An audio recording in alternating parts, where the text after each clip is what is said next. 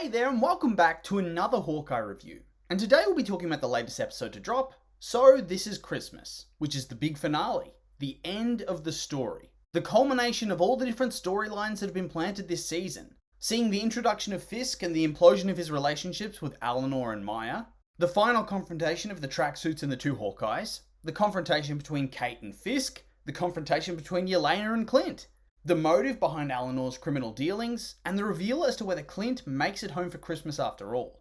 And I mean, that's a lot to be getting on with. And for the most part, I think the episode hits it out of the park. I think it's concise, it flows well, and it doesn't waste time with too much unnecessary stuff, whilst also managing to cram in satisfying endings for a lot of the characters. Although, on the other hand, some of the other character arcs felt like they came to a bit of an abrupt end.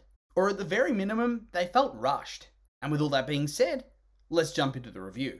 We start off the episode with the long-awaited debut of Wilson Fisk into the MCU proper, coming off the cliffhanger of him meeting up with Eleanor at the end of last episode.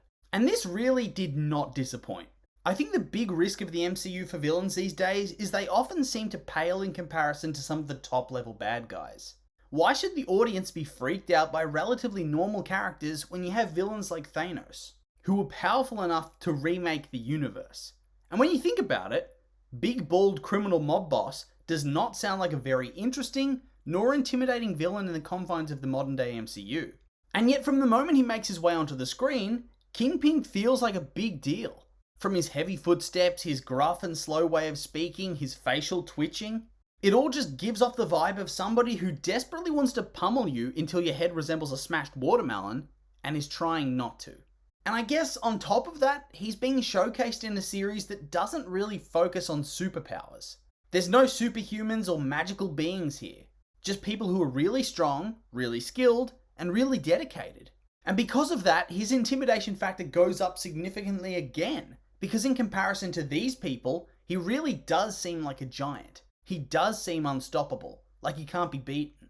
And so, you have this truly frightening man, and what does Eleanor do? Try to blackmail him into letting her leave his criminal empire. Because I guess mob bosses just love being threatened and being given ultimatums. Seriously, in the history of film and TV, has a mobster ever not tried to kill somebody who tries to blackmail them into doing what they want? Yikes. Anyway, she threatens him and she leaves, and then his face twitches something fierce.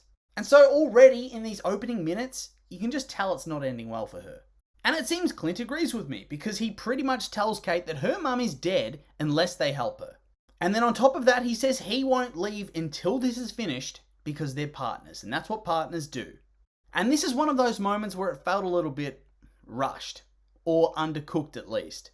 I mean, the first half of the season involves Clint trying to get rid of this annoying clinger of a person, before finally having enough and telling her to leave because it's too dangerous. But then after she saves him one time, suddenly they're partners, suddenly it's all good. I feel like I needed a bit more from this to make it believable. But at the same time, I can understand they probably wanted to get to more important plot points, so I'll forgive it. And speaking of which, we then move on to the beginning of the end for Maya and Fisk's little relationship, where he asks her why she's so battered and bruised and why she's been acting so erratically.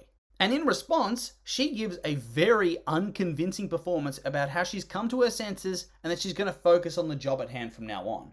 Like seriously, maybe work on your lying ability the next time you have to try and deceive a mob boss who you know has had your dad whacked previously. Anyway, he obviously doesn't believe her and seems to get a little sad at the realization that she probably knows what he did. And then he orders her execution after she leaves, but not before he tells her he loves her. And I really liked this scene because it added a lot of depth to Fisk's character. Instead of being some cold, heartless mob boss, he does seem to take things to heart and clearly doesn't want to kill her, but needs to kill her to advance his own interests and to protect himself, to try and re-establish his hold over New York City. And I don't know, I just feel like this inner conflict makes him all the more compelling as a character and as a villain. Anyway, we then move on to a cute little scene where Kate tells Clint just what he means to her as a hero and how he inspired her. And also make some trick arrows. And honestly, this scene, whilst it didn't really add much to the story, was oddly satisfying. I really loved the montage of them crafting the arrows together. Just so satisfying.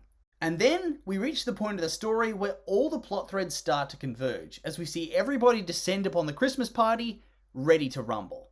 We have the tracksuits there to assassinate Eleanor.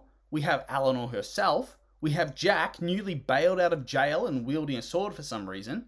We have the Hawkeye duo and the LARPers there to protect Eleanor. And then we also have Yelena there to murder Clint. So yeah, already you can tell this is going to end quite terribly. And at this point we get the first confrontation between Eleanor and Kate, where Eleanor tries to explain her motives for what she's done. Namely that she was deeply in debt to Fisk because of Kate's dad. But it's still not a really good explanation for trying to have Clint murdered.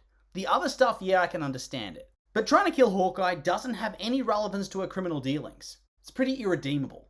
And then this is where everything sort of goes to hell, as Kazi starts trying to snipe out Clint, who's forced to try and evacuate people from the party, whilst Eleanor tries to flee, Kate tries to help, and Jack draws his sword like he's Aragorn charging down the armies of Mordor. Man, I really love this guy.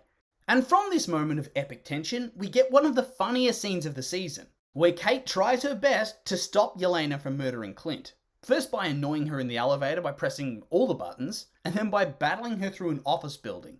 Although I feel like Yelena had to have been toying with her and didn't really want to hurt her. Otherwise, surely she would have beaten her quite easily, right? She's a super spy, right?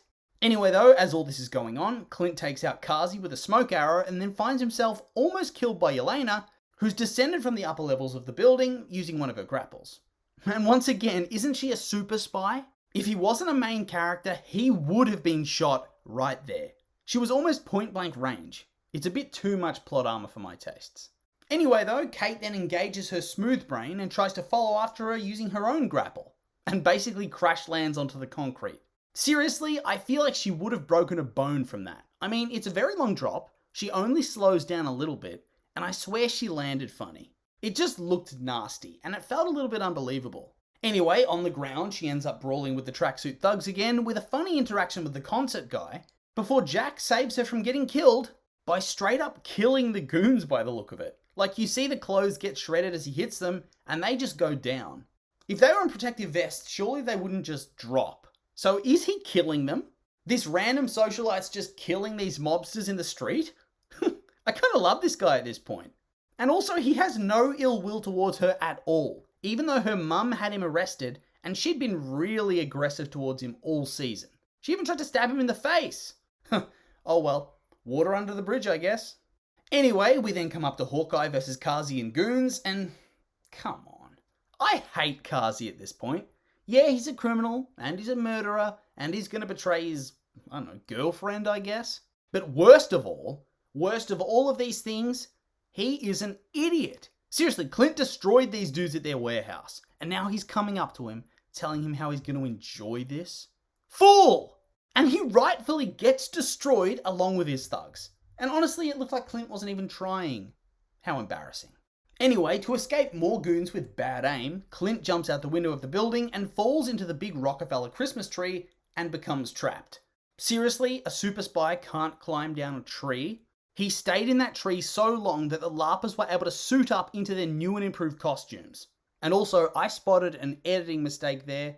The fat guy teleports backwards, and the woman in the red dress appears out of nowhere in that shot. And there were just a bunch more people around in general for the close-up than there were for the wide shot. Oh well, who cares? Anyway, Kate decides that since he won't come down himself, she has to force his hand, and goes full lumberjack on the tree, sending it and Clint toppling to the ground. And once again, that is a solid impact. Broken bones? Concussion? No? I mean, he landed on the ice rink itself. Nothing to cushion him, he just went out of the tree. Boom. No? Anyway, the goons attack, Kate arrives, and the two obliterate hordes of enemies like it's a video game. And I gotta ask, considering how big this situation's gotten, where's like Spider-Man or something? Wouldn't he think, ooh, big terrorist attack at Rockefeller Center. Better get there. Anyway, as Kate goes to find her mum, Clint finds himself under attack by Kazi, and then by Yelena, whilst Kazi's confronted by Maya, who he betrays at this point and tries to kill. And I gotta ask, did she straighten her hair before she came here? In the previous scene she was in, that night, it's all tied up. And now it's all sleek and nice. What are her priorities? And all the while, Clint and Yelena get their heart to heart, where she asks him to tell her what happened before she kills him. Which is, what? Why does she want to kill him so badly if she has no idea what happened? It's a bit odd, but okay. So they fight, well, she fights, he wants to talk, and then she goes to kill him, but is stopped by him whistling her secret whistle with Nat, which convinces her to listen to him talk about his friendship with Nat and how she sacrificed herself for the world. And this was a very nice and emotional scene, and damn sad. And she had a really good arc this season, even if her motive for going after Clint doesn't really make much sense, considering she knew nothing about what happened. But moving on, we also get to see the fight conclude between Kazi and Maya, where Kazi gets stabbed by a metal rod and then tells her to run. Kinda sad. And I guess they were together. But did he even die? Because looking at where he was stabbed, and he didn't pull it out either, and I'm pretty sure we did not see him actually die. So is he even dead? Or is he just going to go to jail? Guess we'll see at some point.